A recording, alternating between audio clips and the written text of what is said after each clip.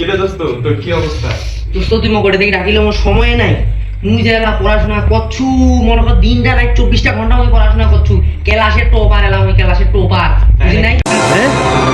क्या ये क्या बक रहे हो मादरचोद? তুই তো কোনোদিন ঘড়ি পড়তে দেখো না, আজকে দেখছিস তুই ঘড়ি পড়ছিস। ঘড়ি মনে কর যে মোর টাইম টু টাইম পড়ালেখা করিবা লাগে।